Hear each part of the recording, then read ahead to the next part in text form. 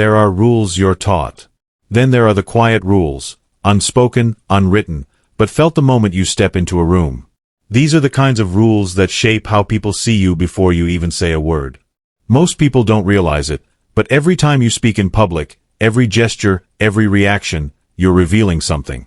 You're either commanding the space or slowly giving it away. And the harsh truth? It's not what you show that defines you. It's what you choose not to show. The Stoics understood this deeply. They trained themselves to be still in chaos, silent in noise, unreadable in conflict, not to hide weakness, but to embody strength that doesn't need approval. In a world where everyone overshares, overreacts, and overspeaks, the real power is in restraint, in knowing that composure, not volume, creates presence. Today, we're diving into the 9 things you should never do in public if you want to protect your energy, hold your frame, and move through life with quiet confidence.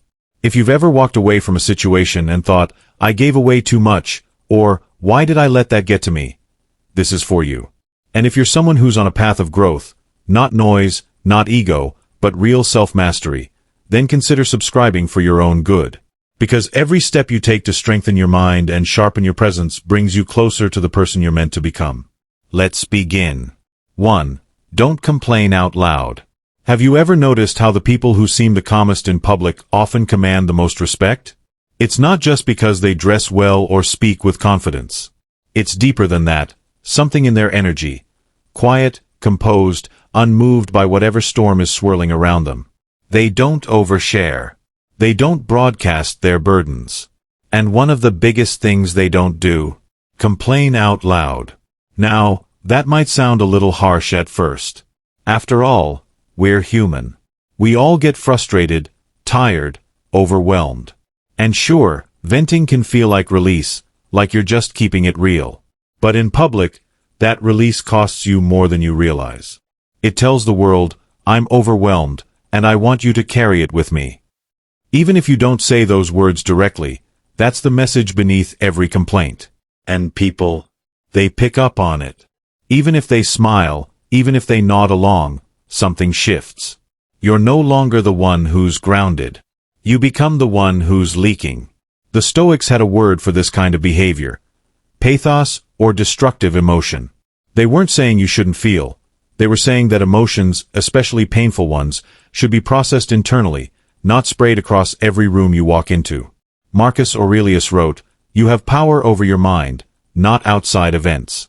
Realize this, and you will find strength." That's what public restraint is about.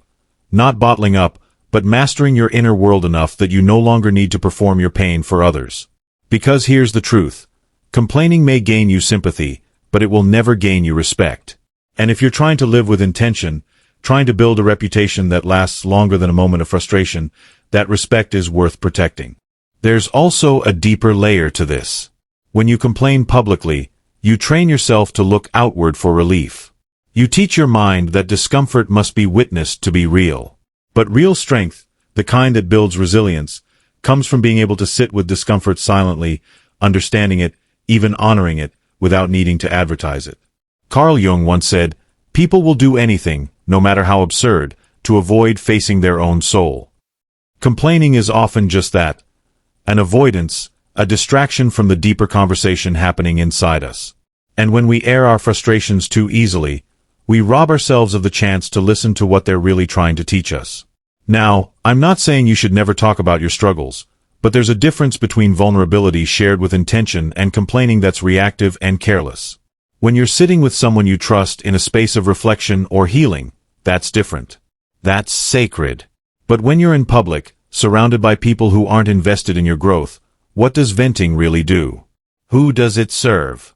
Most of the time, it just creates noise. It dilutes your presence. It makes you forget who you are. Public complaining makes you smaller in people's eyes, not because you're weak, but because you gave away your composure. And composure, in a world addicted to reaction, is rare. It's magnetic. Think about the people you admire, the ones who seem to move through life with quiet authority. They aren't perfect. They're not emotionless. But they have a kind of presence that doesn't get shaken easily. That's not a personality trait. That's discipline. That's self-awareness. That's what Stoicism teaches: to control the self, not the world, to choose how you respond, especially when things don't go your way. Because complaining is a response, and it's often the easiest one. What takes effort is to pause, to breathe, to say, "This is hard, but I'll carry it without collapsing in front of others." That's powerful. Nietzsche once said, "He who has a why to live can bear almost any how." Complaining, on the other hand, signals that you've forgotten your why, that you're being pulled into a surface-level reaction, not rooted in purpose. And when you lose sight of your why, it's easy to slip into victimhood, to start narrating your life from a place of lack. Public complaints feed that loop. They convince your brain that you're always under attack, always stuck. And that mindset doesn't just shape how others see you, it shapes how you see yourself. So, what do you do instead? You endure privately. You let your silence build weight. You walk into a room with a calm so steady people feel it before you even speak. When chaos hits, you don't flinch. You don't narrate it out loud. You contain it. You alchemize it. And eventually, people begin to wonder, how do they stay so steady? What do they know that I don't? That's the mystery. That's the power. And you earn it not by being louder, but by being stiller. 2. Don't expose your insecurities. Have you ever caught yourself saying something like, "I'm probably going to mess this up," or "I'm not the best at this, sorry," right before doing something in front of others? It seems small, harmless, even like you're just being honest or trying to manage expectations. But what's really happening in those moments is something much deeper. Without realizing it, you're shaping how others see you and, worse, how you see yourself. Every time we speak our insecurities out loud in public, we're not just expressing doubt, we're building a narrative, brick by brick, that says, "I don't trust myself, and maybe you shouldn't either." And the more we do it, the more we start to believe that narrative as truth. There's a line from Epictetus that says, "If anyone tells you that a certain person speaks ill of you, do not make excuses about what is said of you, but answer, 'He was ignorant of my other faults, else he would not have mentioned these alone.'" It's the kind of dry humor Stoics were known for, but it speaks volumes. The idea here is, don't rush to defend or diminish yourself. Hold your ground. Because when you declare your flaws before anyone even notices them, you rob yourself of the power of presence. The kind of presence that says, "I know who I am, and I don't need your permission to be here." The truth is, everyone has insecurities. Everyone, even the people who look completely put together, has doubts swirling beneath the surface. The difference is, some people carry theirs silently, while others hand them out like flyers on the street. But here's the thing. When you speak your insecurity aloud, especially in public, you give it life. You invite people to measure you by that one moment of self-doubt. And not everyone watching is kind. Some will remember your words and use them as the lens through which they view everything you do from that point on. Not because they're cruel, but because people are naturally influenced by what you tell them about yourself. Carl Jung once said, "Until you make the unconscious conscious, it will direct your life, and you will call it fate." When you voice your insecurities without thinking, what you're doing is letting your unconscious fears lead the way. You're reacting, not reflecting. And in doing so, you surrender your sense of direction to passing emotion. Stoicism teaches the opposite, to observe our emotions without being controlled by them, to choose our responses with intention. So, if insecurity comes up, and it will, the question becomes, do you broadcast it, or do you contain it long enough to learn from it? Let's be clear, this isn't about pretending to be perfect. It's not about faking confidence or putting on a mask. It's about owning your space, even when you don't have all the answers. It's about speaking and acting from a place of quiet strength rather than visible doubt. There's something powerful about someone who doesn't flinch when they're uncertain, someone who can say, "Let's figure it out," instead of, "I probably can't do this." That kind of mindset doesn't just shift how people see you, it changes how you walk through the world. There's a quiet confidence in restraint, a kind of dignity that shows up when you hold your worries close instead of spilling them everywhere. And that restraint isn't suppression, it's sovereignty. It's you choosing not to hand your emotional state over to strangers. In public, especially, your words carry weight, so protect them. Protect your energy. Not everything you feel needs to be spoken. Not every fear needs to be shared. And yes, there will be moments when you're tempted to let the insecurity slip out. Maybe as a joke, maybe as a humble brag, maybe as a shield. But pause. Breathe. Ask yourself, what do I want to build right now? Connection or credibility? Sometimes we think self-deprecation will make us more likable, but more often than not, it makes us more forgettable. People don't remember what you did. They remember how you made them feel. And if you walk into a room already apologizing for who you are, you're not giving them a chance to feel inspired by your presence. There's real strength in showing up with the mindset, I'm still learning, but I belong here. That's not arrogance. That's self-respect. That's ownership. And when you carry yourself like that, people respond. Not because you convinced them, but because you made it easy for them to believe in you. When you hold your insecurities in private and walk in public with poise, you become someone others can anchor to, not someone they need to fix or reassure. That's leadership. That's clarity. That's the Stoic path. 3. Don't announce your plans. Have you ever felt that surge of excitement after coming up with a new idea, a goal, or a plan, and the first thing you want to do is tell someone? It feels good, right? You imagine their reaction, their encouragement, maybe even their admiration. You haven't even started the journey yet, but just saying it out loud makes it feel like progress. That's where most people get stuck. We mistake talking about the dream for actually doing the work. We confuse being seen for being in motion. But here's the truth. Telling people your plans doesn't move you forward. It just makes you vulnerable to doubt, distraction, and unnecessary pressure. In fact, it gives others a clear view of what you're building, and not everyone watching wants you to succeed. From a Stoic point of view, this is the exact kind of emotional impulse you have to keep in check. Epictetus reminded us, if you want to improve, be content to be thought foolish and stupid. In other words, while you're building something real, others might not understand or even notice. And that's not just okay, it's necessary. The Stoics believed deeply in action over appearance. They weren't concerned with applause. They were concerned with integrity, with doing the work quietly and thoroughly, whether or not anyone was watching. That kind of inner commitment doesn't need a stage. It just needs a direction. There's also a psychological angle here. Carl Jung said, your vision will become clear only when you can look into your own heart. Who looks outside dreams. Who looks inside awakes. When we constantly talk about our goals to others, we end up outsourcing our motivation. We make our vision dependent on their reaction instead of our own clarity. And when that applause doesn't come, or worse, when we face skepticism or subtle doubt, it plants seeds in our mind. Suddenly, we're questioning our ability, our timing, our worth. Not because our plan is wrong, but because we handed it to the wrong audience too early. It's not about hiding.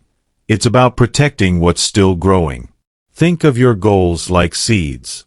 You don't dig them up and show them to people every few days to prove they're real. You plant them. You water them. You let the roots do their work underground, quietly. And when the time is right, the results speak for themselves.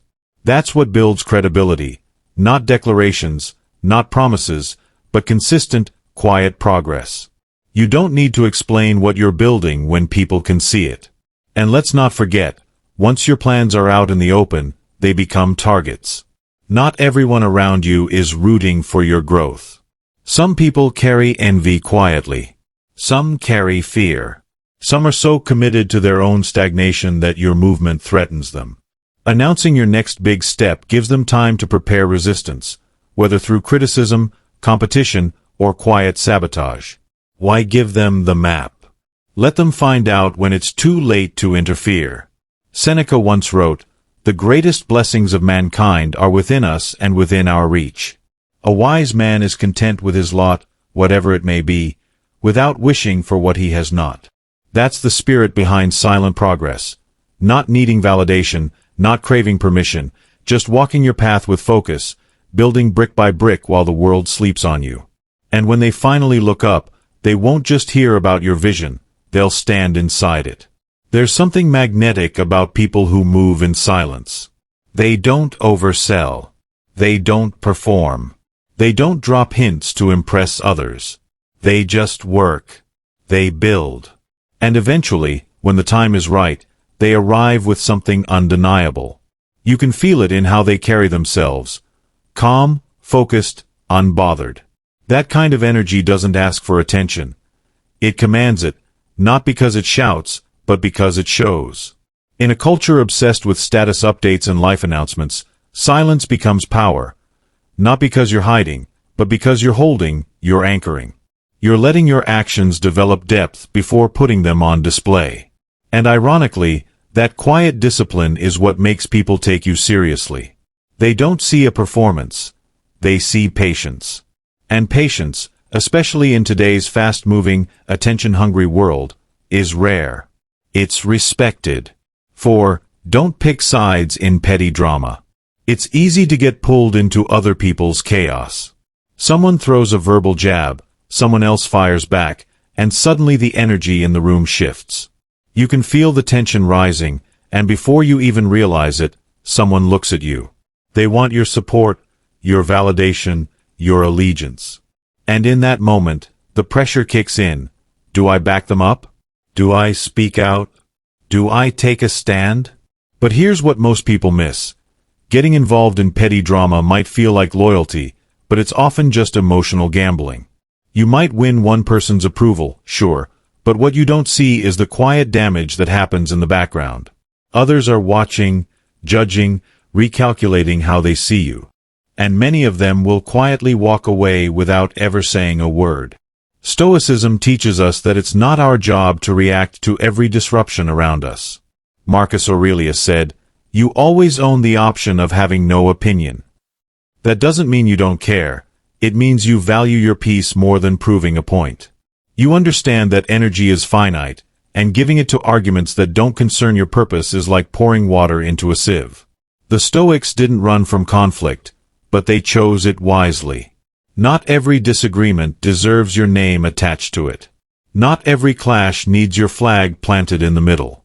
When you jump into petty fights, you're not just speaking, you're signaling.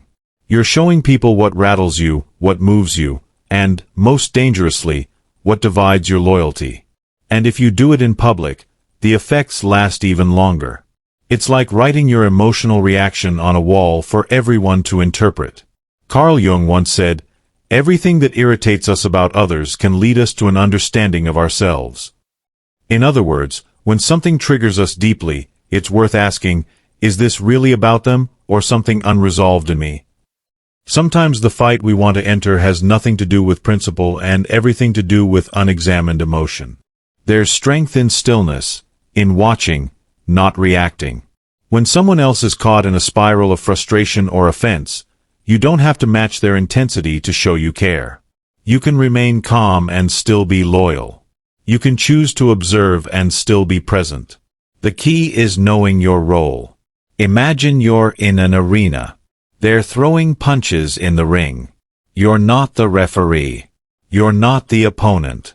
You're up in the stands, drinking water, memorizing every move because you understand something powerful.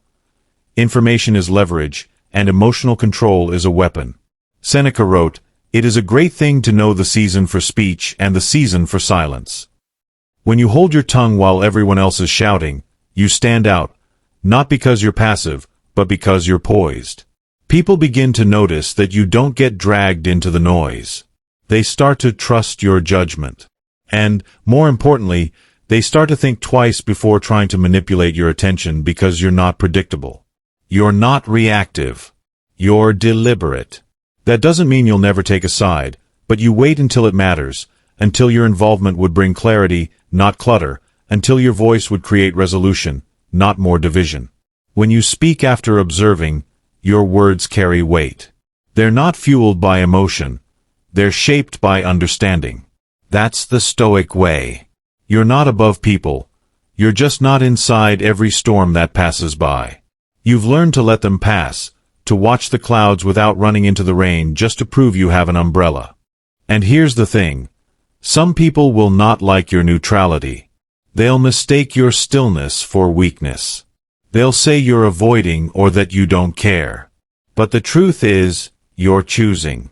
You're choosing peace over performance, depth over distraction. And that choice creates space for insight, for calm, for power. Because when the dust settles, People will remember who stayed grounded, who didn't jump into the mud just to feel involved. When someone brings drama to your door, you don't have to invite it in. You don't have to match the volume or pick a team just to feel needed. You can listen, you can assess, and you can stay silent. Sometimes, the most powerful thing you can do is not respond. And here's the most unexpected part.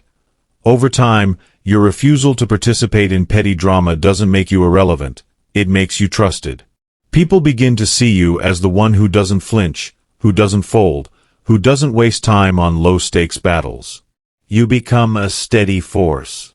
And in a world where most people are tossed around by their emotions, that steadiness becomes magnetic. It's not just admired, it's respected. 5. Don't chase attention. There's a quiet power in the person who doesn't need the room to notice them. You've seen them, they walk into a space and say very little, but somehow everyone feels their presence. They don't chase eyes. They don't speak over others. And they certainly don't try to dominate the moment. They're just there, grounded. While others reach, they remain still. And, strangely, that stillness pulls people in because something about not needing attention ends up commanding it. That's not coincidence. It's the natural gravity of self-possession. The truth is, the harder you try to be seen, the more invisible you become. People can sense when you're reaching.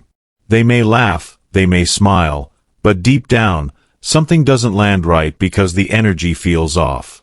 It feels like performance instead of presence. The Stoics believed that dignity was found in self-control, not spectacle. Epictetus said, "If you seek truth, you will not seek victory by dishonest means." And attention, if it's chaste, often becomes just that, dishonest.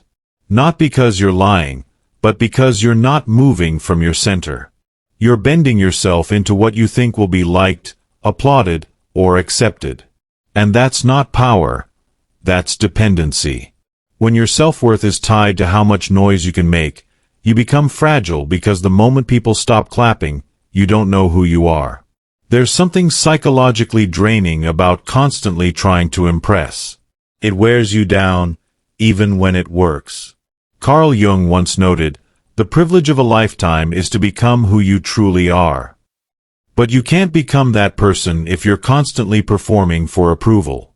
The more you contort yourself for attention, the further you drift from authenticity.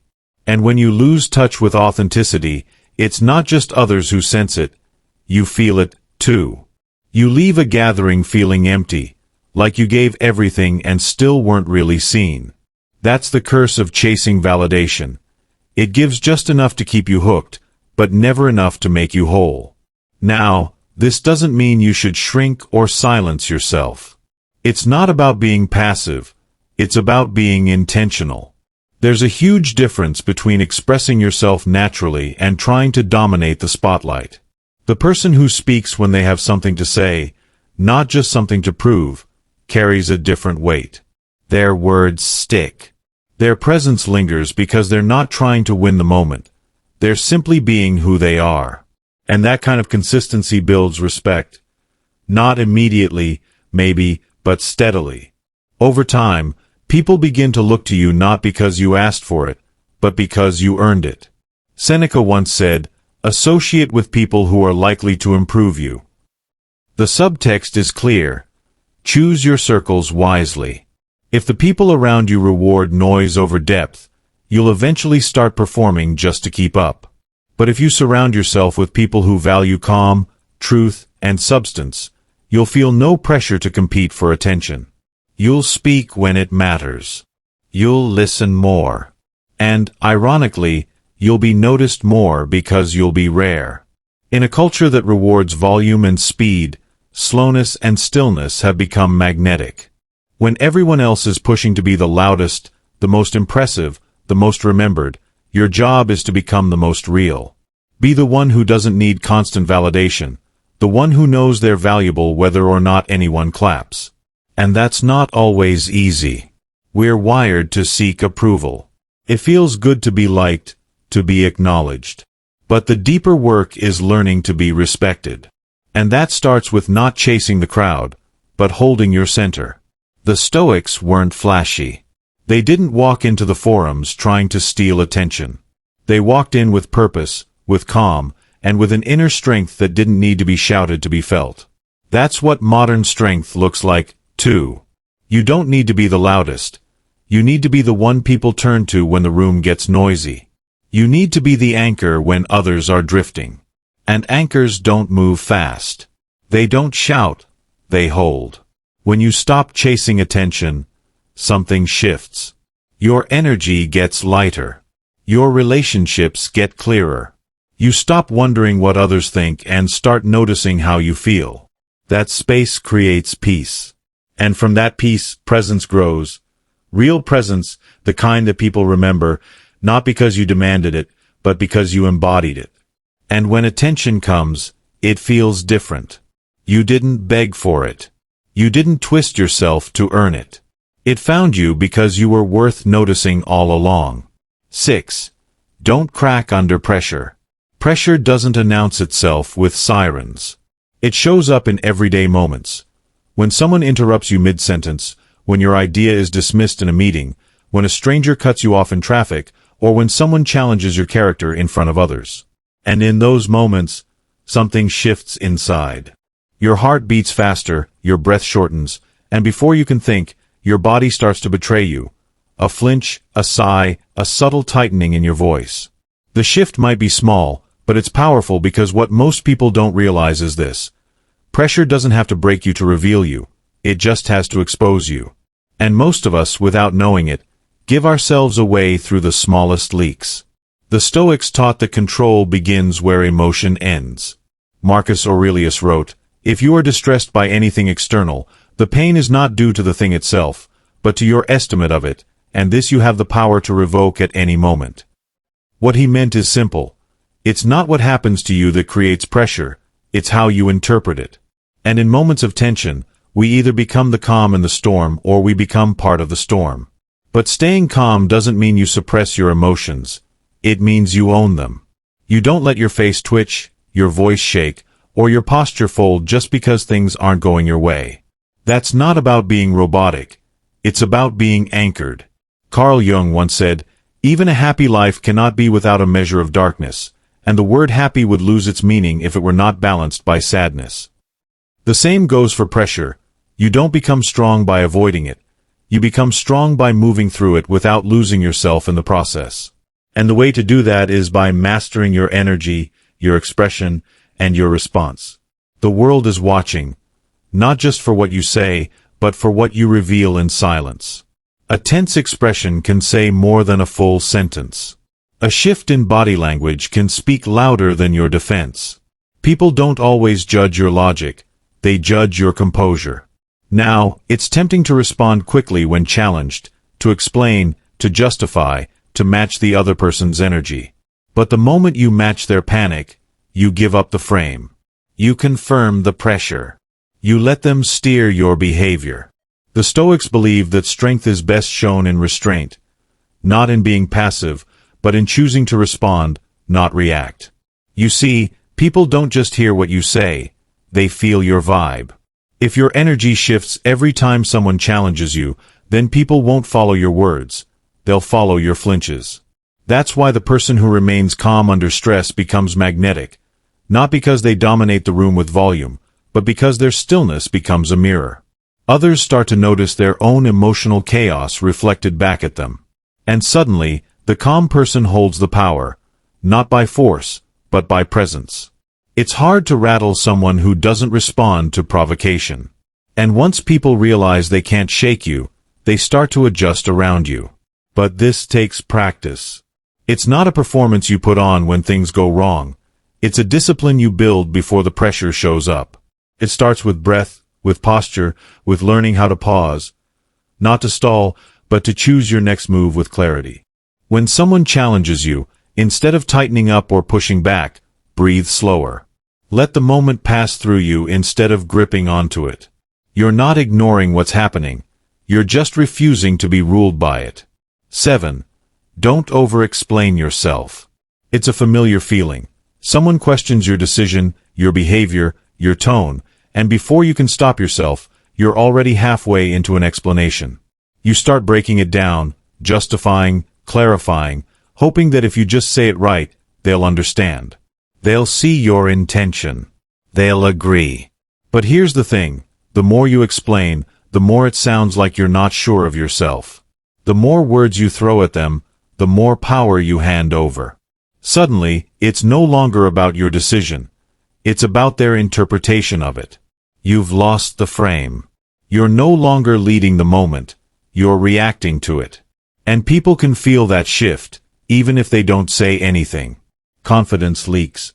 Doubt enters the room, and just like that, you've made your truth negotiable. The Stoics would remind us that not everything requires a defense. Marcus Aurelius wrote, "Waste no more time arguing what a good man should be. Be one." His point was simple. Act with clarity, then move on. If you know your motives are clean and your decision is rooted in principle or logic, why dilute that strength with over-explanation? People who are centered don't rush to prove themselves. They understand that not everyone is going to understand them, and that's okay. What matters is not convincing the room. What matters is staying grounded in your own reasoning. Carl Jung once said, "The healthy man does not torture others. Generally, it is the tortured who turn into torturers." Often, the ones pressing you for an explanation aren't looking for clarity. They're looking for control. They want to make you second-guess yourself so they can feel more certain about their own worldview. That pressure to explain can come dressed up as concern or curiosity, but underneath it, there's usually a subtle attempt to shake your foundation. And if your first instinct is to explain, then you've already stepped into their frame. Now you're performing for them instead of standing in your truth. There's power in restraint. When someone pushes you to explain yourself and you simply respond with, "That's just how I chose to do it," or even a calm shrug, you maintain the frame. You communicate that you're not afraid of being misunderstood. And, strangely, that calm refusal to over-justify makes people lean in. They want to know more. They replay the moment. They wonder what you're thinking. Because mystery is magnetic.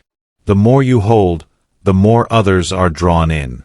You don't need to give them a full map of your reasoning. You just need to walk your path like you know exactly where you're going. Seneca said, "The best revenge is not to be like your enemy." In this context, that means don't mirror the energy of someone trying to rattle you. If they come at you with rapid questions, accusations, or disbelief, don't meet them with panic. Don't try to out-talk their doubt. That just puts you in a loop where you're reacting to their every move. Instead, slow down. Stay composed. Let your stillness be the thing they have to wrestle with. When you stop trying to be understood, you force others to confront their own assumptions. And often, that's far more impactful than any explanation you could offer. Of course, there are moments when communication matters, when clarity is needed.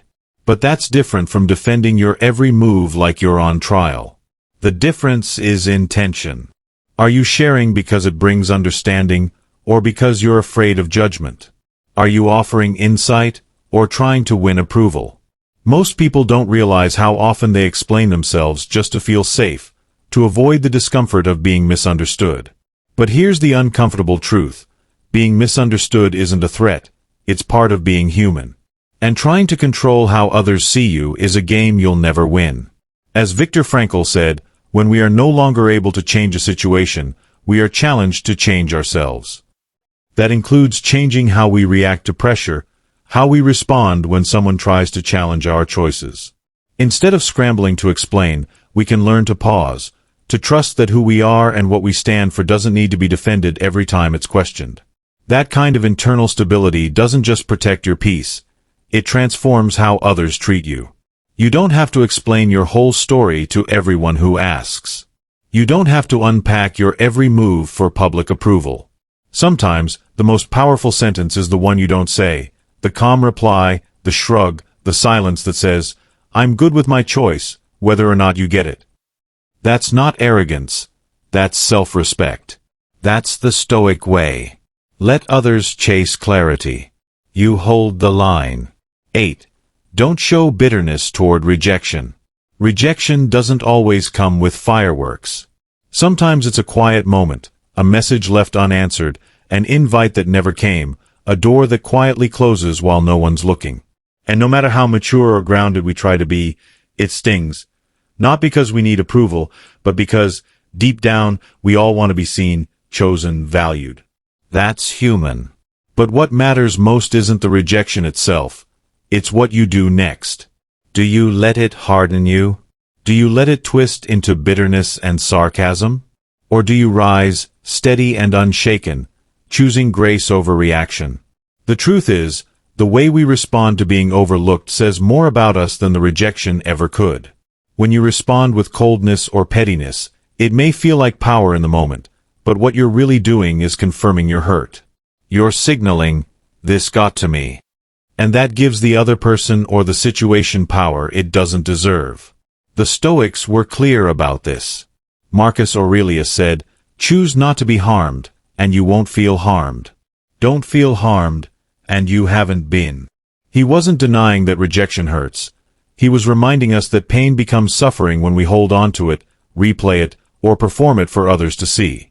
Carl Jung offered a similar insight from a psychological perspective when he said, "What you resist persists." That bitterness we try to hide, it shows up anyway in our tone, our posture, our words. It leaks out when we talk about people who ignored us or when we pretend we don't care but keep bringing it up. The more we resist the feeling, the more power it has over us. But if we can meet rejection with quiet detachment, we take that power back. Not by pretending we don't feel anything, but by choosing not to perform it, by allowing ourselves to process it privately and then move forward with intention.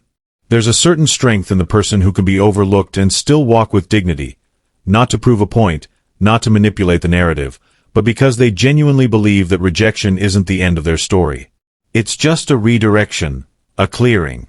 When someone doesn't choose you, whether in friendship, opportunity, or love, they're not defining your value. They're just revealing their preferences. And that has more to do with them than it does with you. Seneca wrote, "It is not the man who has too little, but the man who craves more, that is poor." That applies to attention and validation, too. Craving recognition, chasing closure, or trying to make someone regret rejecting you, that's scarcity. That's clinging. But when you let go without bitterness, when you walk away with your peace intact, you become rare. And people notice. Maybe not immediately, but eventually, they feel the absence of your energy. And because you didn't try to prove your worth, they start to wonder if they missed something valuable. That's the quiet power of detachment. It creates curiosity where desperation would have pushed people further away. But here's the catch. None of this works if it's just a tactic. You can't fake grace. You can't pretend to be unbothered while secretly holding on to resentment.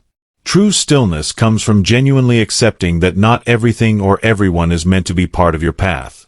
And that's okay. In fact, it's necessary. The Stoics believed that the universe was guided by reason, that things happen as they should, and our job is to align with that flow, not resist it.